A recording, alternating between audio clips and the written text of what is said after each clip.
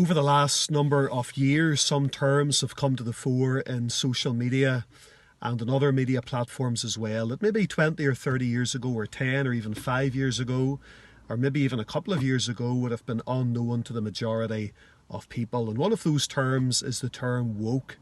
We hear nowadays about the woke generation. It's not just exclusively tied to young people, but many people across the board describes themselves with great pride as to being part of the woke generation. And really what they're saying is that they are no longer sleeping, they are awake, they have woke up to the needs of the world around them. It might be with regards to climate change, it might be with regards to racial inequality, it might be with regards to gender identity, it might be with regards to a whole host of different things, and they pride themselves in being the woke generation. They take to TikTok, Facebook and all sorts of social platforms and propagate their views, and I suppose a lot of them are well-meaning, and it's maybe just difficult to categorize exactly what the woke generation is. But certainly whenever we think about the Church of Jesus Christ, there is need for the church to awaken. The world around us is rising up with all sorts of ideas, thoughts and opinions as to what the right way forward is. And the woke generation and the woke agenda seems to be gaining a lot of ground and getting a lot of airtime, as it were. But whenever we think of the church certainly seems to be sleeping. It was Napoleon Bonaparte many years ago who took a map of the world. He had conquered so much of Europe and was gaining much ground that he brought his military generals in around a table upon which sat this huge map of the world. And he began to point at all of the nations that they had conquered already. And then he pointed to China. And he said, China is like a sleeping giant. We dare not awaken China. If we awaken China, we are in trouble and our crusade stops. So just let China sleep. And I think it was Leonard Ravenhill who likened that illustration, if you like, on to the devil, bringing his fallen angels in around him, pointing to a map of the world and saying the world is ours. So many of the nations are blind. So many of the nations belong to us. We have conquered so much of the world.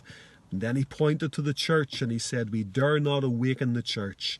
Let the church sleep. The church is today's sleeping giant. If we awaken the church, we're in trouble.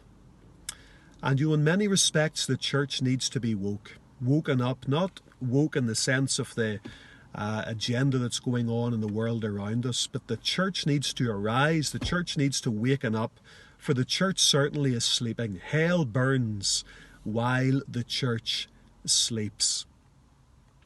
And in Matthew 25, we read the parable of the 10 virgins. And whenever the bridegroom came at midnight and a cry was made, all 10 of them, the wise as well as the foolish, were found sleeping. And the church is sleeping. Look at our prayer meetings, for example.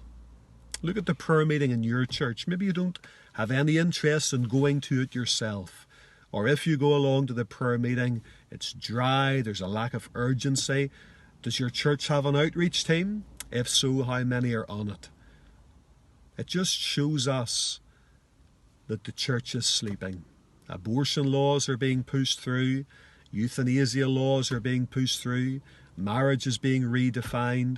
Multitudes are living and dying without a saviour. Our church services are dry and barren. Very few unsaved people, if any, come into some of our church services.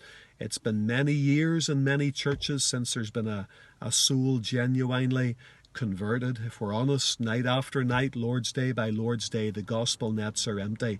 And we've gone through all of the things, the troubles in this country, and then the credit crunch a number of years ago, and then all of the uncertainty with regards to Brexit, and then all of the confusion and uncertainty and trials that went on with regards to COVID, and still God's people are sleeping. And we need to rise up and be the true, real, woke generation. I just conclude with a little verse from the book of Ephesians, and it's chapter number 5.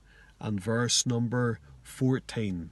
Wherefore he saith, Awake, thou that sleepest, and arise from the dead, and Christ shall give thee light. See then that ye walk circumspectly, not as fools, but as wise, redeeming the time, because the days are evil. Wherefore be ye not unwise, but understanding what the will of the Lord is. And be not drunk with wine wherein is excess, but be filled with the Spirit. Awake, thou that sleepest, arise from the dead, and Christ shall give thee light. May the Church of Jesus Christ arise. May we waken up out of our slumber and out of our sleep. And you know, whenever somebody's sleeping, they don't like to be woke up. Whenever somebody's sleeping, they mightn't even know that they're sleeping. Whenever somebody's sleeping, they're inactive. Whenever somebody is sleeping, they're unconscious. Whenever somebody is sleeping, they're ineffective. And whenever somebody's sleeping, they dream up some of the craziest things. And so it is in the church. Inactivity, unconsciousness, a lack of power, a lack of awareness.